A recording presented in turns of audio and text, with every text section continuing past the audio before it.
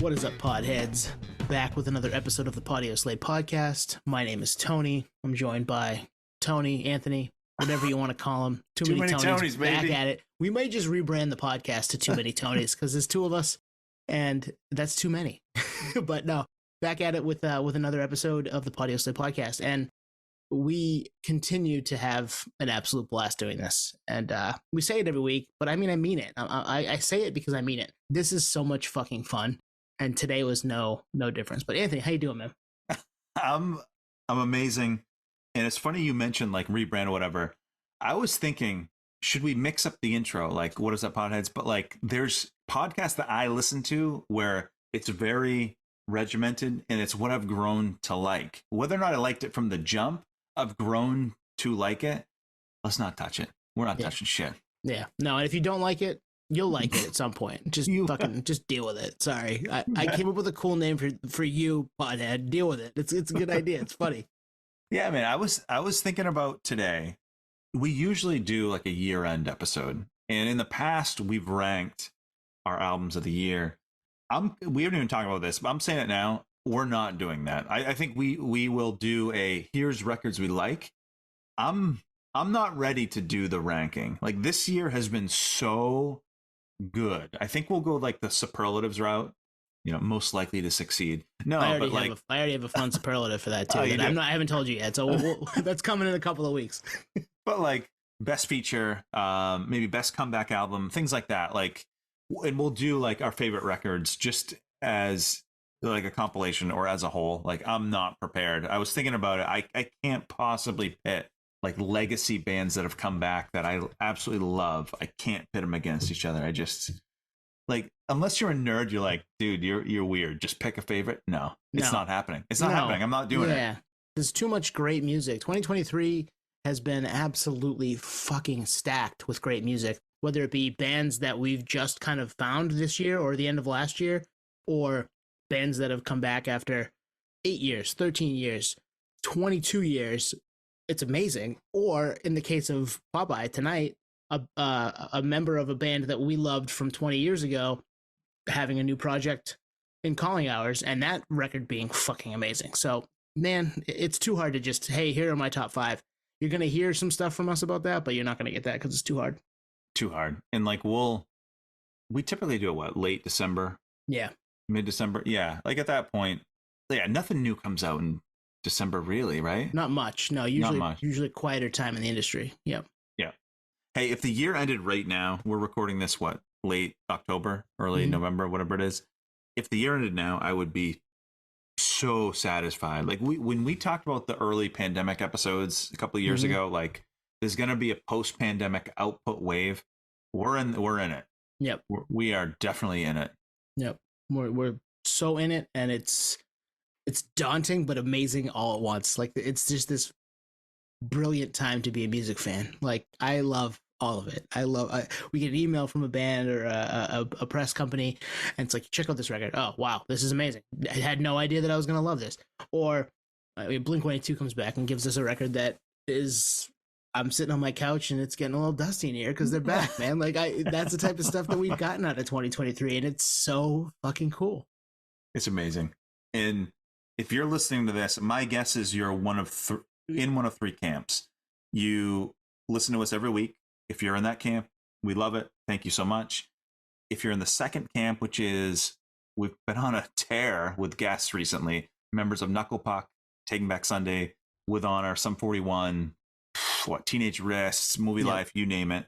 If you're from that wave, appreciate it. Keep coming back. We're going to deliver. Or if you're in the third camp, which is, you're a Popeye Vogelsang fan. You're a fan of Calling Hours, fan of Farside. If you're in that camp, thank you so much. We can't thank you enough. And yeah, that's tonight. Popeye of Calling Hours, recent project that we talk a ton about.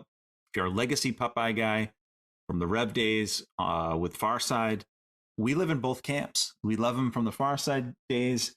And fast forward to 2023, when this project was announced, that he's in Calling Hours and has a new album coming out. Album at this point just came out, right? It just came out November 10th on Revelation. It's called Say Less. Hopefully you've heard it by now. it's amazing. It's everything that I would want from a Popeye band, and then some. It's retro, it's throwback, it's modern, it's slick, it's Brian McTernan's fingerprints. I'm in. I'm totally in. It checks a lot of boxes for us as music fans, and if you've clicked on this episode, it probably does for you as well. If you are new to the Calling Hours Popeye Vogelsang world, go check this record out because it's really, really good, and it won't take you a ton of time. It's 7 songs, and it rips right through, and you'll be very happy you did. Yeah, and last thing I'll say before we get into the conversation, he's been on our list for a while. We've wanted to chat with Popeye as legacy Farside fans, and you just don't know if folks are down to chat. You know what I mean? You just don't know. So we never really hit him up, and with the announcement of this new project, Calling Hours, now is the time. So here we are. I think let's get into it. You ready? Let's get into it right now. Popeye Vogelsang, Calling Hours, Farside, all kinds of cool shit. Check it out right here. So Popeye, this is a real treat for us. I don't know if we told you that. Well, no, I'm very grateful that that you feel that way. We've known each other for like 2 seconds, so yeah. No, why don't we hold off judgment until like we're done, and then you can... Yeah, let's see how this goes. That's really kind of you to say. I really do appreciate this sentiment. Yeah, we're approaching 200 episodes, and the fact that we haven't had you on until now is actually surprising because we do go back. I was trying to think, probably 20 years with you with Farside. I think it was the In-Flight No Slam comp, and I got hip to Farside, and then I went full fanboy rev. And wow. I got a story that's going to test your memory. How was your memory, by the way? It's what was the question? I have one. I'll just say that I have one. I'm going to leave it vague like that. So I was doing a lot of eBaying, not on the selling side, but on the buying side. So there was an old Farside flyer that some guy was selling on eBay. So I'm thinking I'm going to get like the actual flyer that was hung up with like staple holes and, just an artifact from the 90s, because obviously we're too young for that. But what I get is some guy who just photocopied his whole flyer, and I still have it. So the testing your memory is, do you remember this show? Okay, let's see here. Farside, a band called Neo Mort was crossed out, Gameface played, Ratchet played, they said they're locals, BJ's Dance Club. It does not say the town or state. Oh, man. Or the year. Wow. Gosh. And the photos, you guys in like a safari or something. I don't know if you remember that photo. Yeah, I remember the photo. We took that as a potential promo photo with our friend Dave Sine, who did Tidbit Fanzine in Orange County, and we actually took that photo at a inside of a shopping mall, South Coast Plaza in Costa Mesa in Orange County, California. And we were just walking through, and they had like these indoor planters, and we're like, let's jump in, and then we get that photo snap. The rest of that, I could not tell you. Like it's got to be early, got to be from one of our like probably from our first tour. So I'm just gonna make up a story. I'm just gonna make it up. So it's probably from 1992. The fact that Gameface played, because I don't recognize the names of those other bands, so I don't think they were local to Southern California. But on that very first summer tour in 1992, there were a few days where we got to meet up with Gameface in like the southern midwestern part of the U.S. So now that I feel like I'm on a game show right now, I'm going to just say it was probably one of those shows. But hopefully somebody who hears this, or if you post that, maybe you could get some information. And that's what we'll do. We'll throw it out. We'll because now I'm really curious, and I want to know like, where the hell was that show? Was it good? We'll find a few. We'll find a few internet sleuths when Juan, you post that next week. Just like, hey, tell us if you were at this show. We want to know where it was and all that fun stuff. So remember that'd that. Be great. I would love to. Yeah, and we'll be sure once we finish. I'll be sure to I want to exchange contact info with you guys, so we can share each other's email addresses and stuff, so that we can stay in touch. I already like you guys. Well, the thing is, the clues are so broad. Like it says Revelation Records band, so that would have been that's like a 10-year span. Game Face formed in '91, so we know it's post '91. But beyond that, BJ's Dance Club couldn't tell you. Could be anywhere, man. And it's probably not even a place anymore, honestly. If it's probably 30, not. Yeah. That's the wild part about doing it as long as you've done it, is you played in a bunch of places that were brand new at the time and probably don't exist anymore. But yeah, you're still doing it, which is pretty cool. 35 years in, we think, right? Can you give us an exact date? About that. I think, geez, I mean, yeah, Farside started in 1989. I'd done some other stuff before then, but I was in a band on Conversion Records called Borderline. We put out one 7-inch and played a handful of shows, but I didn't really start to become active until about 1989. That's when Farside started, and then we broke up it was either 2000 or 2001, and then I've just kind of been on and off doing various things. And now doing calling hours, and it is interesting because I'm in my 50s now. Right. And so it's like, wait, what the hell are you doing? like because if you would have asked the 21-year-old me if I would be still doing this stuff at this age, I'd be like, oh my God, that would be the worst, like most like I couldn't think past like at that point in my life, I was thinking, man, when you turn 30, it's going to be downhill all the way. And then turns out it wasn't. And then you think, oh, when I turn 40, like, oh, you're not playing music when you're 40. That's lame. And now I'm in my 50s, and it's like, well, I guess you're still able to kind of do it. So why don't you just roll with it until somebody taps you on the shoulder and says, all right, you're out, you're done. You're doing the Tom Brady where, once they tell me I suck, I'll take the jersey off and go away. Yes. And I invite people to tell me that when I start sucking, because it's like, I want to know these kind of things, but so far it hasn't happened. So I'm just kind of like tiptoeing my way through all of it at this point. Well, the optics to me suggests like the opposite, because we know you from Farside, your favorite train wreck, and now calling hours. Like in my eyes, music is your thing, but was it always that way? No, it's not really. I mean, I've always loved playing music, and it's always been very important to me, but it's never really been the center of my universe, if you know what I mean. But, I would have jobs and focus on a career, a personal life, and other interests that I have. Because I know people who have that attitude of, I have to be doing something artistic all the time. Totally. We've talked to a lot of them. Yeah. Yeah. And I am not one of those people, like at all. I literally have to be like dragged into a situation to do something, not because I don't want to do it, but I just don't think that way. I'll get like hyper focused on other areas of my life, and then someone will like, again, tap me on the shoulder. Hey, dude, you remember you were a musician too, right? Oh yeah, sure. And then I'll kind of stumble into a situation, and then I end up not getting fired. So it's pretty good. It's great because I can kind of keep it in this certain corner of my brain, and I don't have to feel like totally obsessed with it or feel like I have to be defined by it. That being said, I can assure you that not a single day goes by where I'm not doing some sort of random task.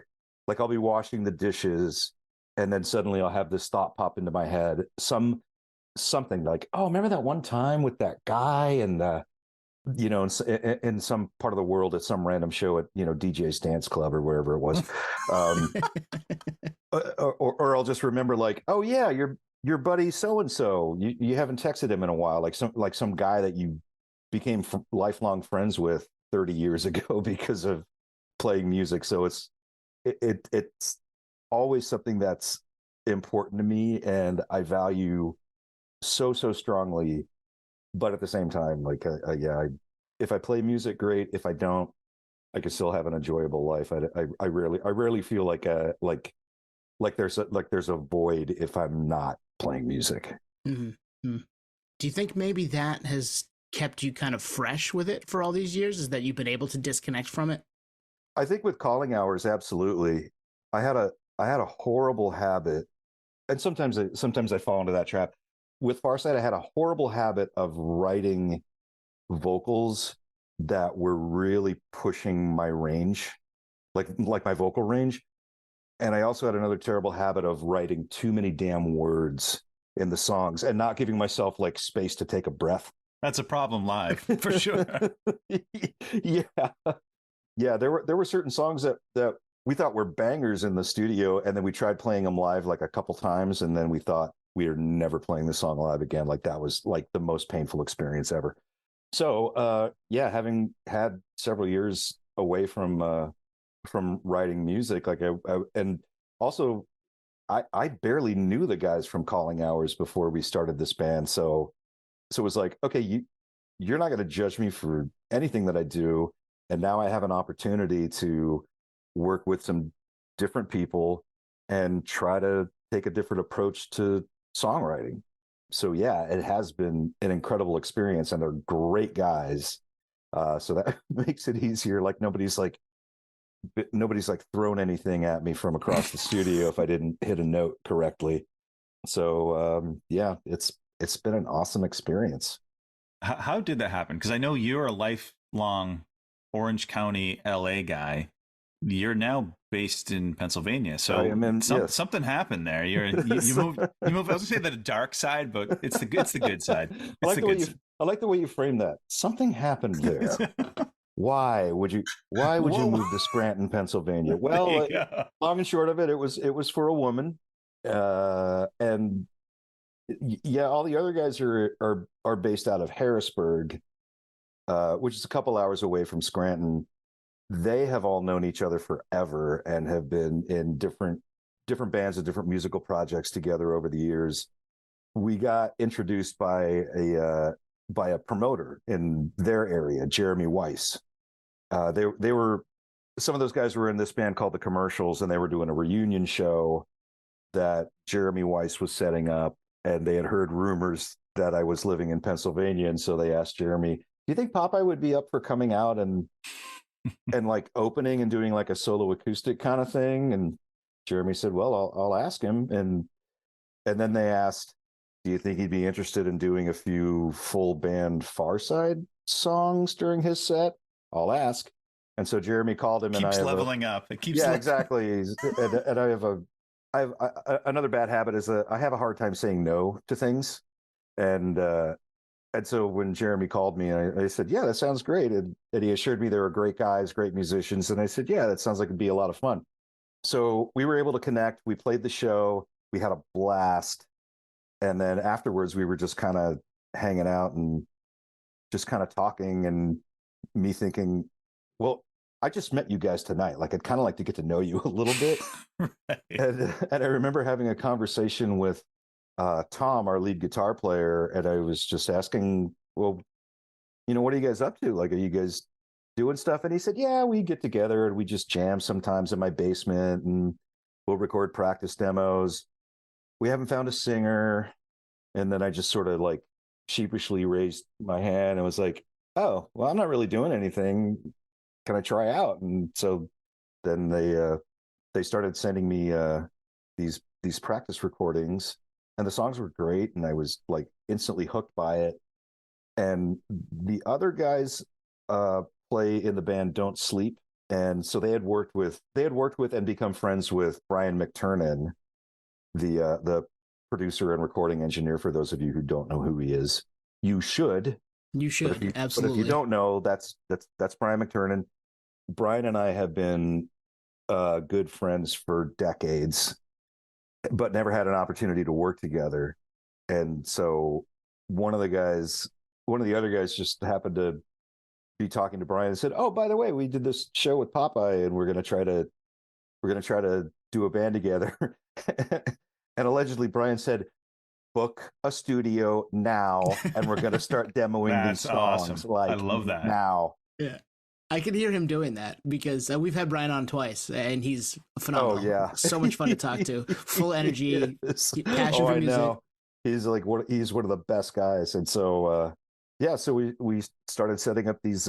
We had a few demoing sessions, and which were almost more like songwriting sessions because we all went into it, and it was a different approach for all of us because normally we would go into in every band that any of us had ever been in, you would go in having rehearsed and rehearsed and rehearsed, and then you go into the studio, and this is how we're going to record it.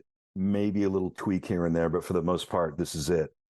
Working with Brian was so different, and we had the agreement to not be too married to anything, and let Brian be the more of a producer role rather than a button pusher.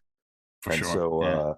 So so we went in. Brian didn't want to hear any of the stuff we had done before, which was also kind of weird because most producer engineers are like, I want to hear everything. I want to print out of the lyrics, and I want this and I want that. And Brian's like, I don't want any of that. Like, just show up, and we would record, a live take of the song, and then we would sit in the control room, and Brian would start pondering things. We'd listen to the playback, and he'd say, "Okay, I don't want to sound like I'm aping on Brian. I'm not always great at impressions, but he would look up and he'd say, I think we have to find an appropriate time to mosh." Wow, that's amazing. That could be the name of the episode. True quote. Yeah. Well, and we're all hardcore kids, so we were like, yeah, all right, man. What do you think of it? So he would he'd grab a guitar and he'd be like, and he'd start humming to himself. And he's like, what do you guys think about this part? This could be shorter. This could be longer. This could be different. Popeye, can you write another verse if we extend this part? Yeah, sure, man. What rhymes with cat? Cat, bat, sat, quickly belting things out. And then we would do another take of the song, maybe do some more tweaks. And so it would just kind of go on and on and on like that. So it was an incredible experience, all of it from top to bottom. And yeah, we were all super stoked about how it all came out in the end. Well, I like how just serendipitous the whole thing came together. You know what I mean? Just reconnecting with Brian, meeting these guys just through a show. Yeah. And in my head, I'm just thinking, like, when I was a teenager, you start dating a girl, and then all of a sudden it's what are we? Are we a thing now? But with you in this band, was there a moment where it was like, all right, I think we just formed a band? Like, was there a conversation about it? It was for me. It was it felt like it was that first night that we played together, because they're such great guys. In a way, I felt like kind of an interloper because they've all known each other for so long, and they're super dialed into one another. And the fact that they wanted to do something with me, then I thought, all right, the group texts are going to start right now, and that's official. Yeah, that's a commitment when you've got five jackasses all texting each other random shit at all hours. Then can relate to that. Yeah, I mean, to me, it always felt like meeting with those guys, playing with those guys. They were so great on stage when we did those Farside songs together. I was like, hell yeah, I want to fucking rock with these guys, and there's no reason why we can't. And yeah, it's not like we had a meeting and or a commitment ceremony or anything like that. Like we were just like, okay, because they knighted you in. They knighted you in with drumsticks. I first yeah. I think the progression was so quickly, and I think Brian insisting that we book studio time, and then me being told, okay, we booked studio time. I wasn't asked. It was just like, yeah, that's exactly what happened. All right, we got studio time booked in Harrisburg at Rock Mill Industries on these dates. Oh, okay. I guess I better keep writing some shit. So, and then my God, Revelation wanting to work with us, which still makes me giddy and proud to be able to be associated with a record label like that. yeah, I can't say that there was a particular moment. It was just a bunch of stuff that happened real fast in a short amount of time, and we've all just been like rolling with it.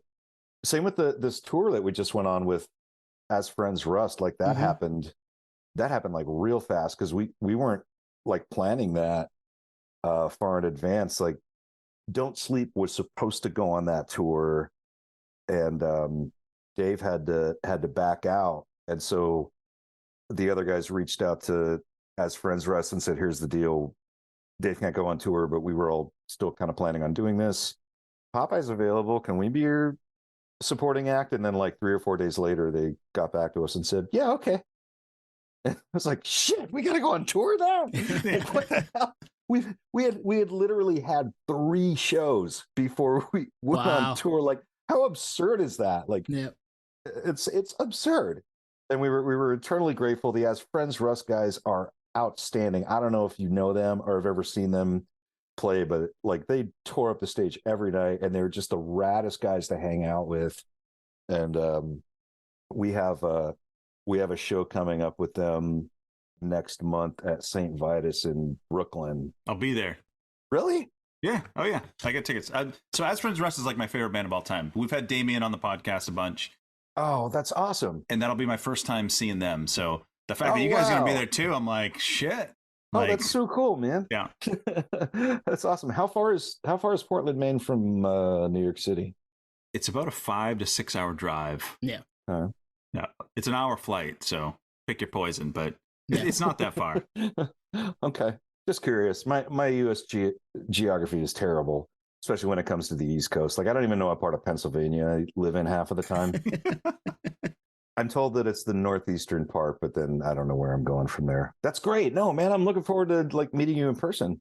It'll be fun. I've heard great things about St. Vitus. I've heard. Yeah, it's a really cool joint. Perfect venue for a show like that. And yeah, I'm glad I didn't have to fly like across the country, because the other option for me was the Fest down in Florida, which my wife wasn't going to let me sign up for that. So Brooklyn, here we go, baby. That's more manageable for. Yes, very much so. As far as your marriage is concerned, I understand. I understand. No, it's wild that the connections, like we said, we've kind of circled you in the past to have you on, and we've kind of circled your world right now, where we've had Damien on 3 times, I think, and Brian on twice. So to be able to talk to you about, knowing those guys, touring with the As Friends Rust guys, who we love, and then working with Brian, who we also love, it's pretty cool stuff, man. Like these are the types of things that we absolutely love, is hearing these backstories about how the band gets together. Whether or not you get knighted by drumsticks, or just, hey, we're meeting in the studio, like we're gonna go write songs. That's the shit that we love. So it is, yeah. Same with me. Like it still amazes me. I know we kind of talked about this a little bit earlier, but it still amazes me that I still get the opportunity to make these connections with people and make new friends. And God, it's the innumerable amount of people that I've got to meet and stay in touch with over the years and bump into in random places. It is mind blowing, because think about when you're doing the dishes, like you said. I'm doing the dishes, like you think about old friends. Most of the time, I just think about myself as just like, I'm just another guy in Scranton. Big deal. I got to go get groceries, whatever. And then someone says, "Oh, you want to go on a podcast?" And it's like, "Oh shit, yeah, right. I forgot. I have that. I get to do that cool stuff too." And now I got 2 new friends named Tony. Tonys. Yep, too many of them right here. Too many Tonys. So I'm curious, when that first gig where you opened for the commercials, were you writing music, or were you playing out at all? Writing, no. It's probably been, if I could make a guesstimate, maybe 10 years since I wrote anything. That adds to the story. This is a crazy story. This is wild shit. Kind of a dumb story if you think about it. It's like, why the fuck weren't you doing anything? Or why the fuck am I doing something now? Why am I doing anything now? But I would occasionally play solo acoustic shows, but I didn't have. I don't have new material, or I mean, it's just like some Farside songs and some covers, and but not something that I would actively seek out to do. But once in a while, someone would reach out to me and say, "Oh, hey, you want to play a show here? You want to fly out here for a weekend and do a thing?" And it's like, yeah, I probably got 40 good minutes in me if that's cool with you. And I'm a cheap date. Just give me a place to stay and cover my flight, and I'm good to go.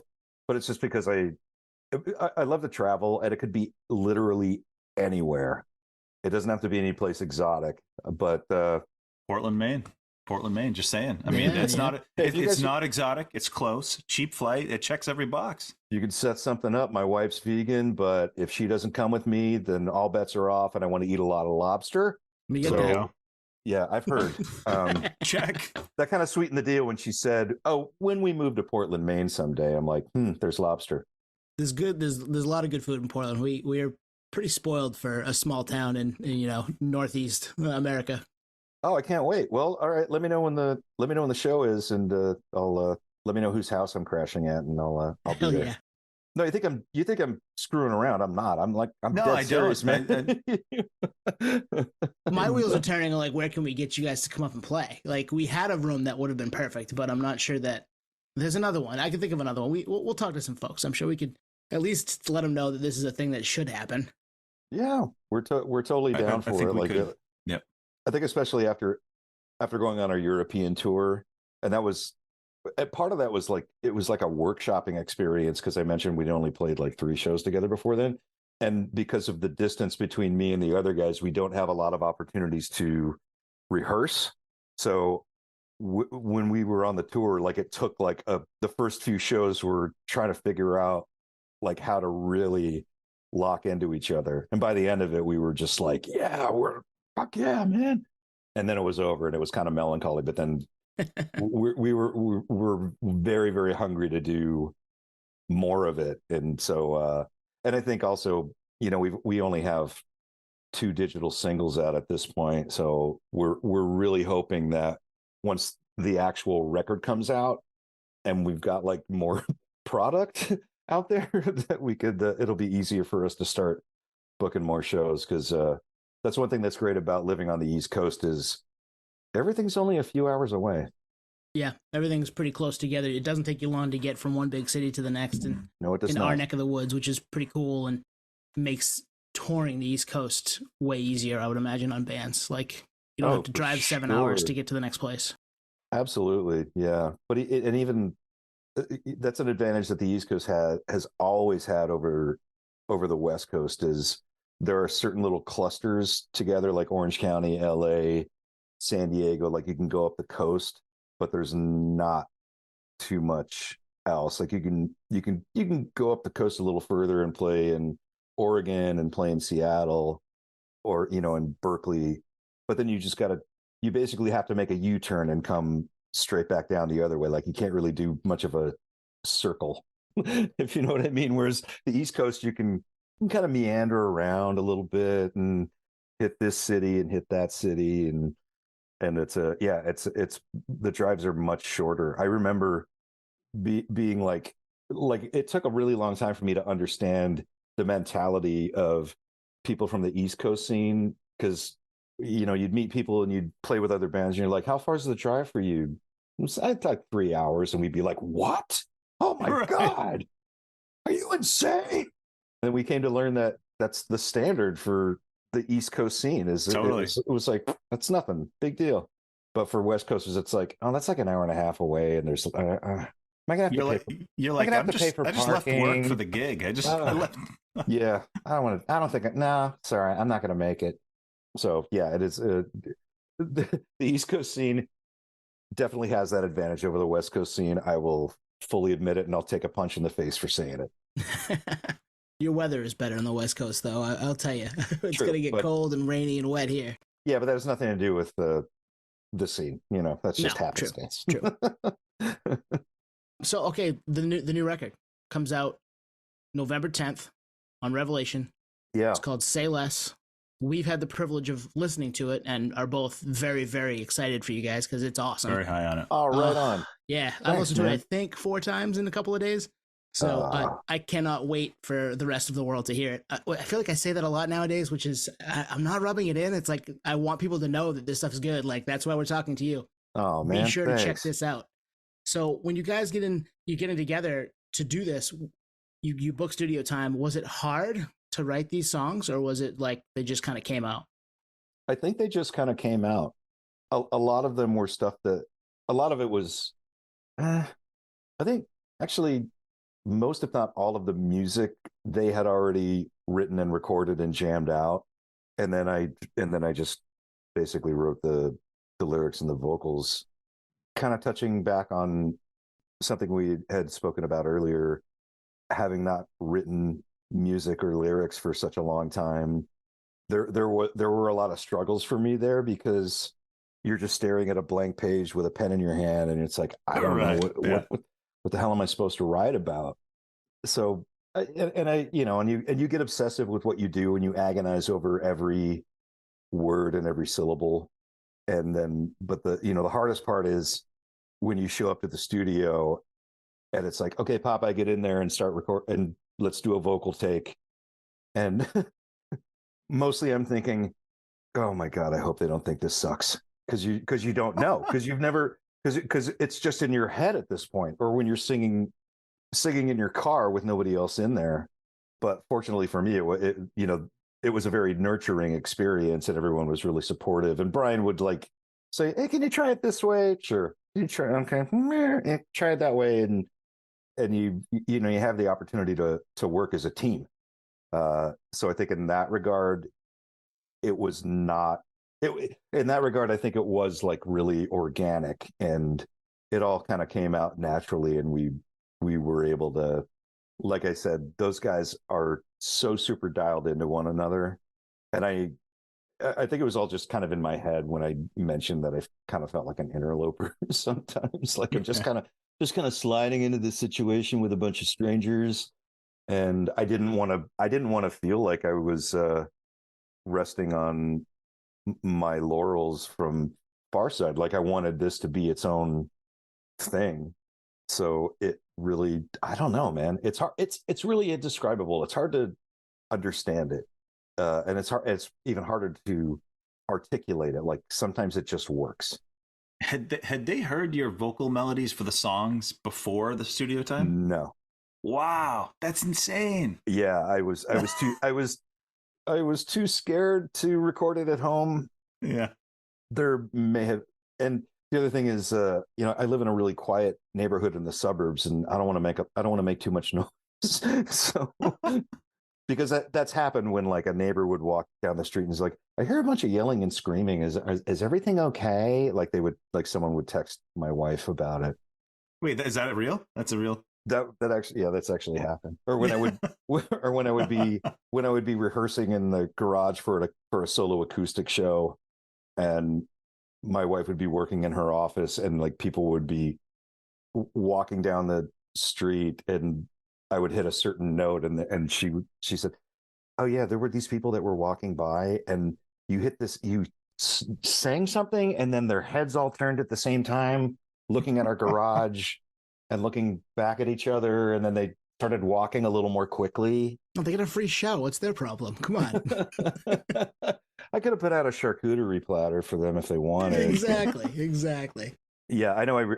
I'm sorry. I know I really meandered on this question, but it really felt so natural and comfortable, and we feel like musicians. Like we all felt like we were bona fide musicians doing this music and doing these songs and recording this record. And yeah, we cannot wait for the next batch of songs to work on.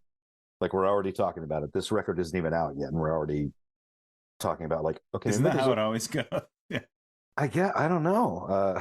I don't know. I'm not really one to ever think past a week ahead of today, but I love this band so much, and I love the songs that we come up with, and I love these guys, and yeah, so we're kind of starting to like, you guys remember that other song that didn't make the cut that we all thought was pretty good? Like, want to revisit that one next time we get a chance. So we're psyched to do it, and we're happy to know that we survived going on tour individually and together. Like nobody punched anybody in the face, and that's good.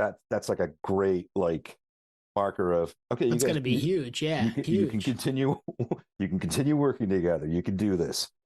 So yeah, we when we got home, like it was a spoken bond and an unspoken bond that this is not a project band. This is a band. Like we are a gang.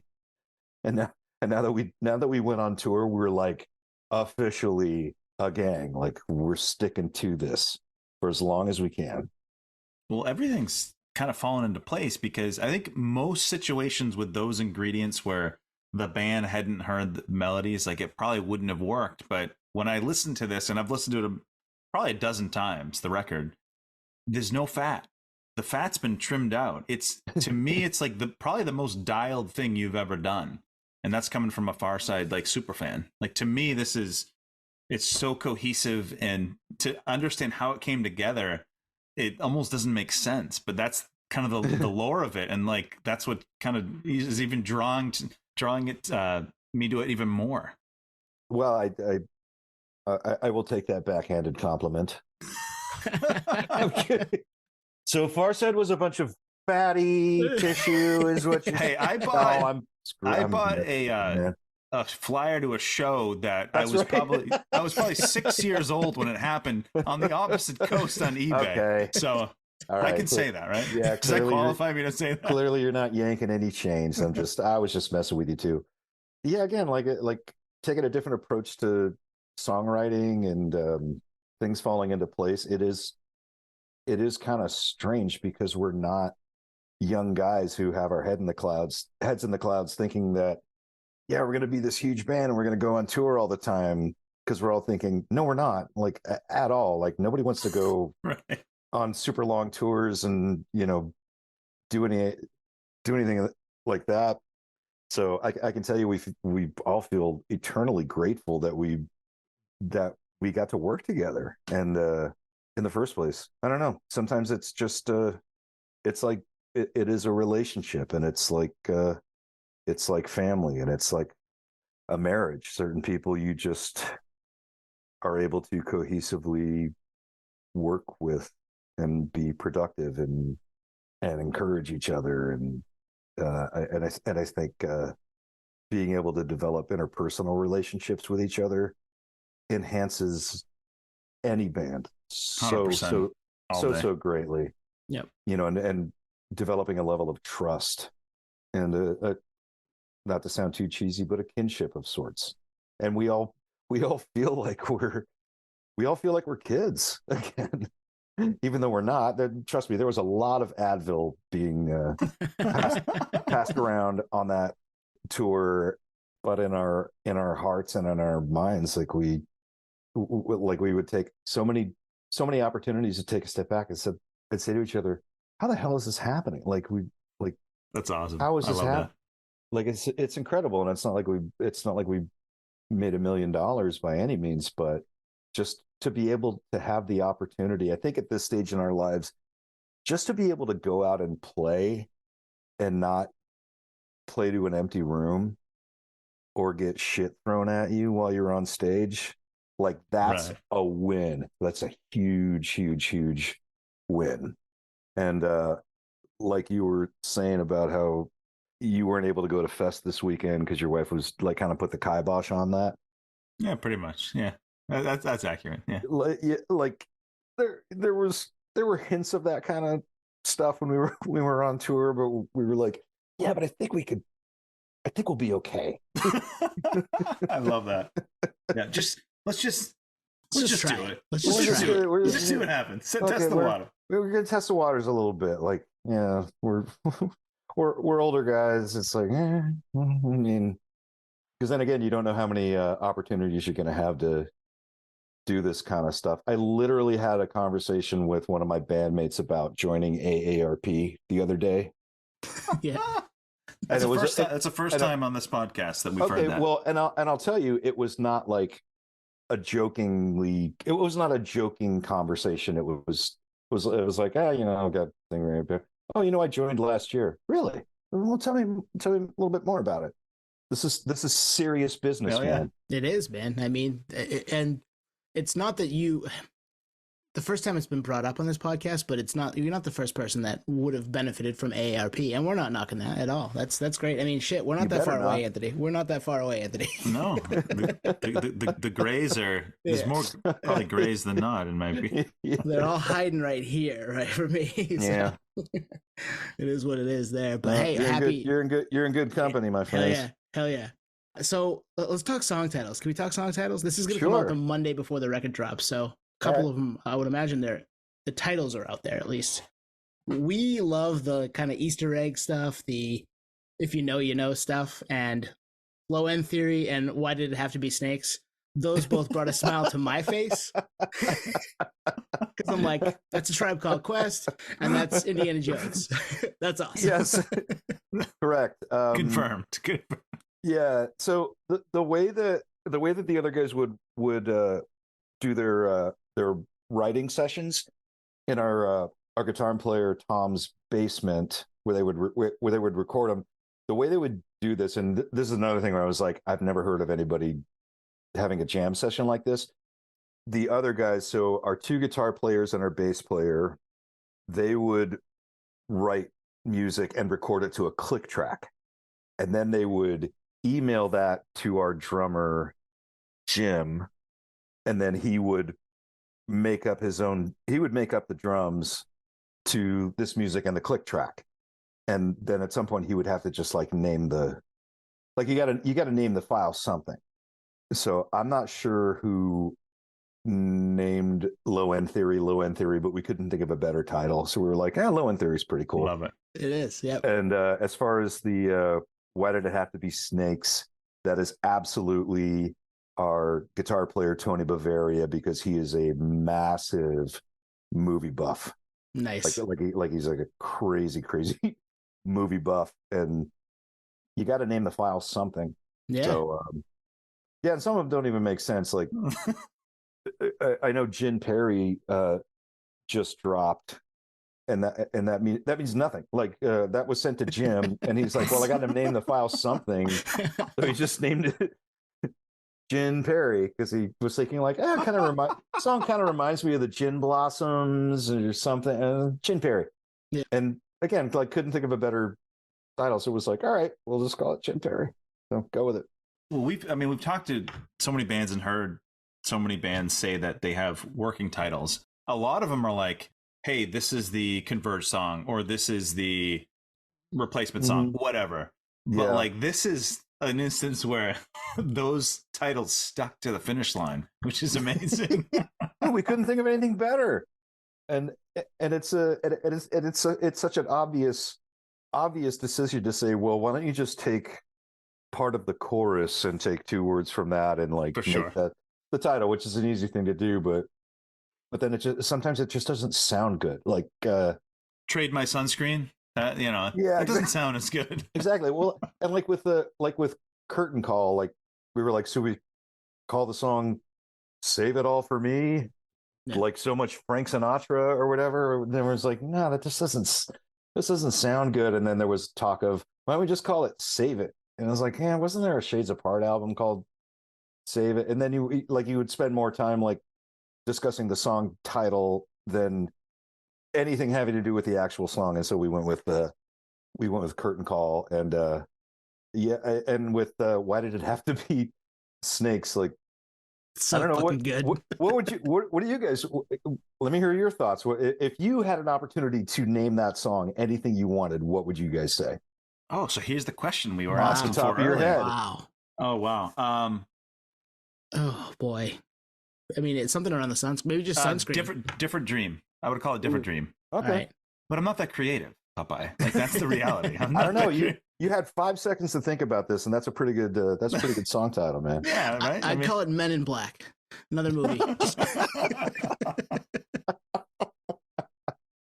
So what about the band name? Did that happen in a similar fashion? They're like, all right, Calling Hours is cool, but it's a placeholder until we find something different. or find something. No, I think we went through like 100 different band names before we settled on one. And I think at some point, again, one of those group threads where it's like 5 yahoos, like it's like fuck, and then and it's like, I don't know if you're joking. Like, is that a legitimate submission? Like, what are you talking about? Yeah. Yeah, that's how you end up with our podcast name. Yeah. And then right, I think we all submitted things that we thought like, yeah, that's going to be the coolest name. And you send that text message, okay, possible band name, boom, and then Crickets. You get no response.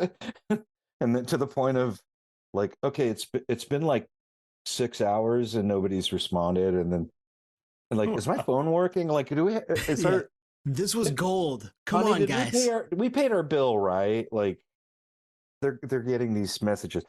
Yeah, it might have been the result of band naming fatigue. Like maybe we were just like, okay, that's good. Let's stop it right there. No more. Well, it's an awesome band name. I mean, it is. Thank you. Yeah, we all dig it. You know, like we kind of felt like it's got a, you know, it's got a pretty catchy ring to it, and then there was the cursory research of, is there any other band with this name? No.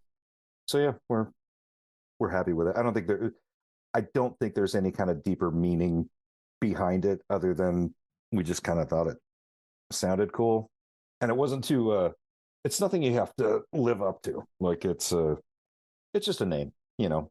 Farside is, by comparison, completely meaningless. Like, it means nothing, but it sounds okay. Yeah. You ruined my childhood. How dare you? We would try to put something behind it, like, well, we're from the hardcore scene, but we're not really a hardcore band, so we're kind of coming from like the far side. Yeah, that makes sense. And it was like, I don't want to hear myself talk anymore. Like, I just sound like an idiot. Well, then the Far Side, PHAR, the rap group, CYDE came along. Yeah, or were they first? I don't know. Around the same time. Well, yeah, right around the same time. We did play a show once, and some like hip hop guys showed up thinking that we were no way. Yeah, and they were really pissed off. Like, what is this? We're like, I don't think it's. Pretty sure it's not. Wrong venue. Not what you're thinking. They were like, what? We drove up from whatever for this, and oh my god. And we're like, well, sorry. I mean, you can come in if you want. It's like $8 or whatever. Yeah. And you might like it. I mean, who knows? You might actually like it, but no. Then they left. It was kind of sad. That was the BJ's Dance Club night. That was the. It all comes full circle. So Popeye, we like we said, we're big fans of As Friends Rust and followed Damien online.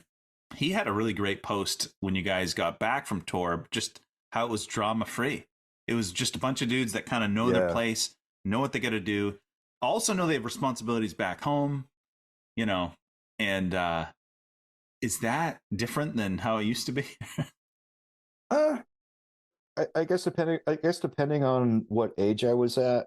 Yeah, it just feels like it was like a group of guys on a mission, you know, kind of feeling it out, and it all just kind of came together, which is it was like literally from the first night. God, it was incredible. Like when we were at I got to look up the city now because I only know the English translation, which loosely translates to Pigtown. So the first show that we played with those guys was in a city called Schweinfurt, which loosely translates to Pigtown or Pig City. And none of us had ever met before, had no really little or no communication with each other beforehand. And it was a really great venue, great people, and we were all like, it was kind of strange because I don't know if I call it a backstage area, but like the band area was just sort of like this big room with this super long conference table. And so we were all just kind of like snacking and having like a like kind of like a meet and greet, so to speak. And we were all just That's kind of amazing. sitting down at the table and we were, complimenting each other about, it's like, oh, you're a fan of that band? Like whatever t-shirt you were wearing, and just getting to know each other. And it was speed dating. It was speed dating for musicians. It was speed dating. It kind of felt like that. And we had the best time, to the point of where like guys were having, like I got to like guys having debates about whether or not Lars from Metallica is a good drummer or not. Like, and everyone's getting like super passionate about this kind of stuff. And we were just talking about hardcore and punk and different musicians that we're into and not into. And I'm like, I can't believe you don't like him. And I can't believe you like him. And it just, I don't know, certain bands you just like hit it off with immediately. And they were that band and they thought we were that band. And we had a blast, and we were like really like legitimately sad that the tour ended. We were ready to go home, but we were sad to have to say goodbye to each other. And we pretty much made a vow that anytime we have an opportunity to play together, we want to do it, because we had such a blast, and it doesn't always happen. And we had that conversation about how you can play shows and go on tour with certain bands, and then at the end of it, you're like, meh. But that absolutely did not happen with As Friends Rust. Like we just, yeah. And it kind of, in a way, it makes you, well, it inspires you to want to do more, knowing that you've got Totally. that you've got people in your corner that are like, yeah, we'll play with you guys anytime. Great, we'll play with you anytime. That's awesome, because you do get that kind of camaraderie of, it's not just your camp, it's, hey, we've got these guys in that camp that are also like, they're down to clown, like let's go play St. Vitus in November. Like that's gonna be awesome. And you both get records out this year that are, we both love, and that's cool stuff to have that friendship happen the way it did. That's pretty cool.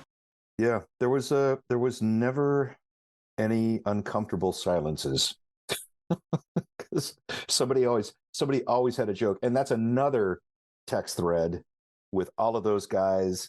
So now there's like 11 of us on a different text thread. Yeah, and it's, but I don't want to be the guy who just like, I got to hit the silence thing, because then I'm going to get shit for like, why'd you put on the silence mode?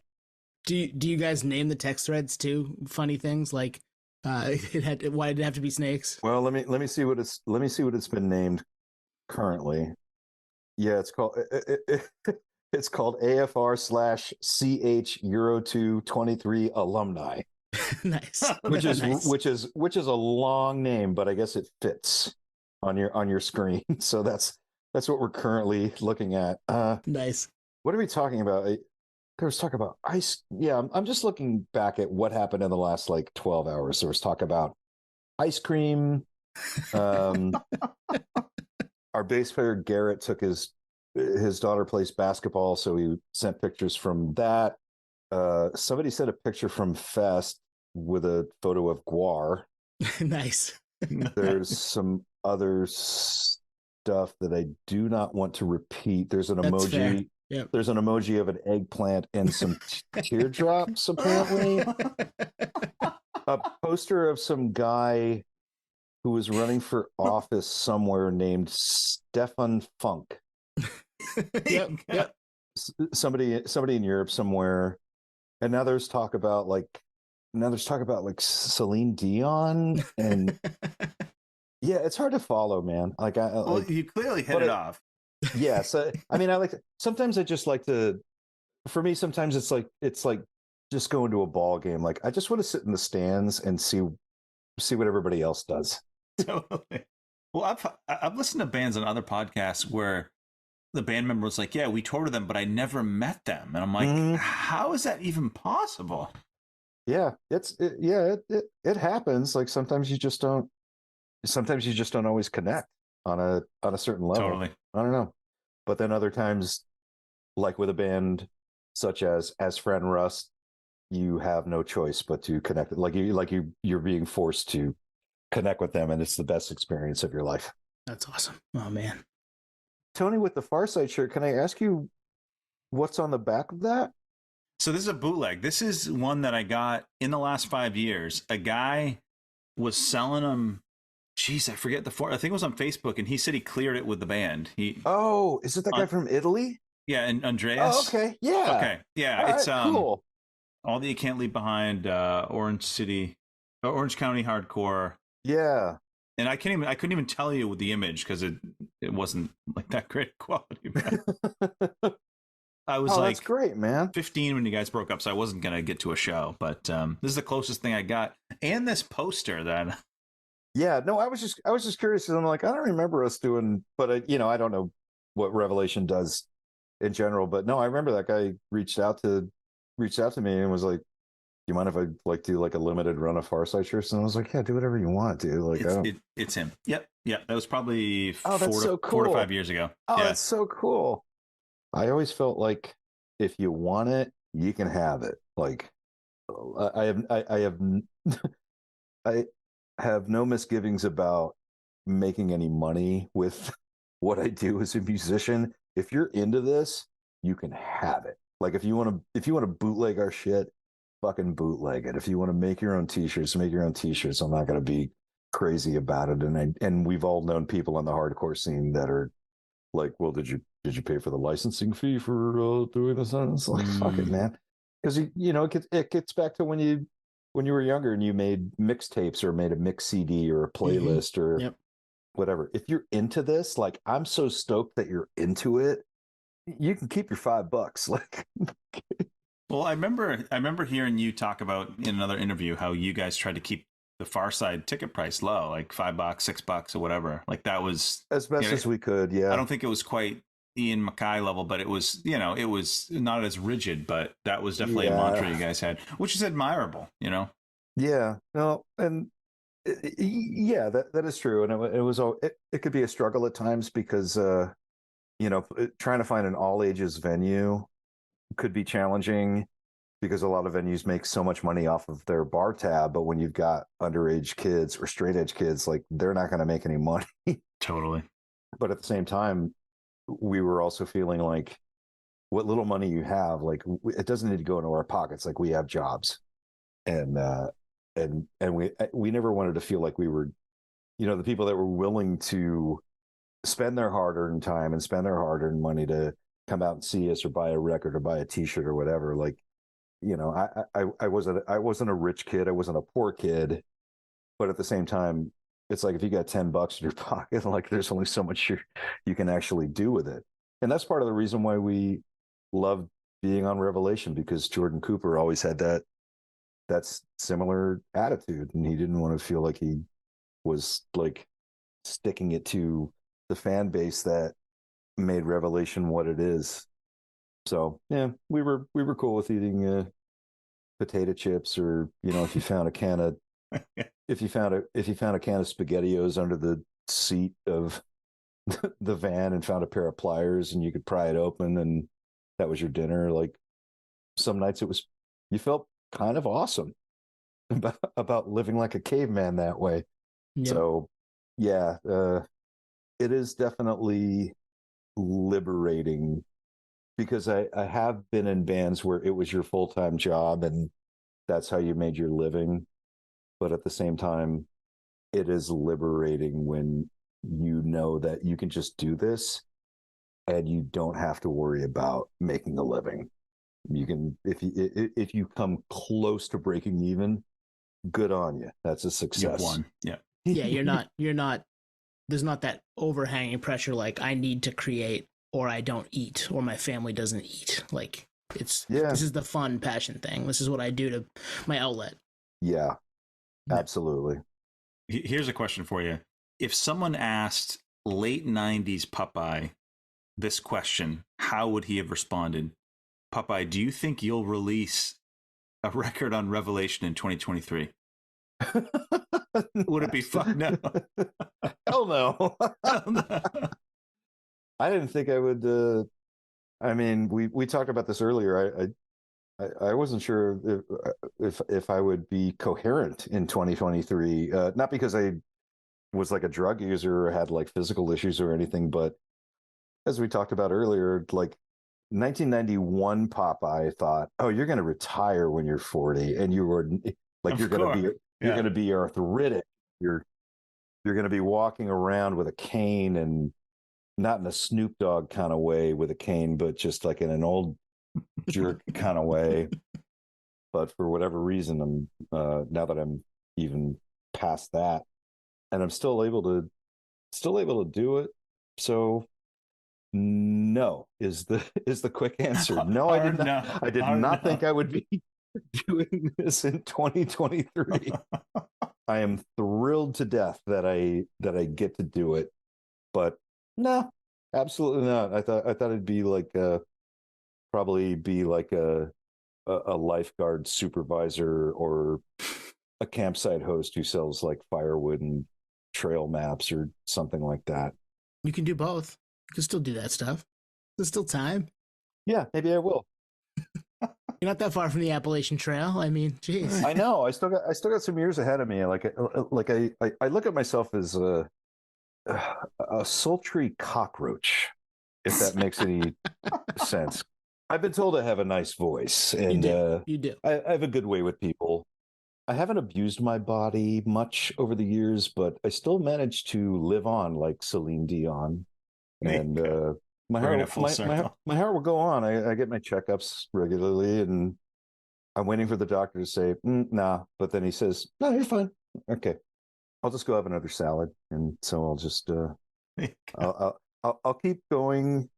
Like we talked about, I'll keep going until somebody taps me on the shoulder and says, nah, you're done, bro.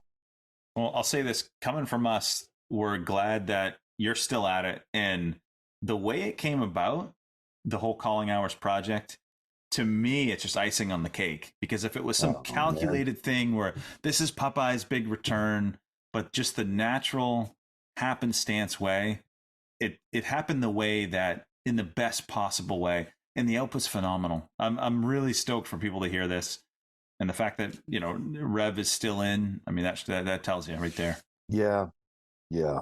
Thanks, Tony number one, or I don't. Are you Tony number one? Who's Tony number one? It changes from episode to episode. Anthony. Honestly. Oh, I see. Yeah. Okay. Thank you, Anthony. No, I mean, no. I mean that really sincerely. No, thank you for saying that. Like it's. I really appreciate you guys having me on, and I really would like to stay in touch with you guys, and really appreciate the invitation. And yeah, let's stay in touch. I'm already going to feel a little jealousy that you've had Brian McTernan on how many times? Twice now. Yeah. Yeah, we deep dove 2 of the records he's worked on. So the Thrice record and a Movie Life record. Yeah. Okay. Well, I'm good. Okay.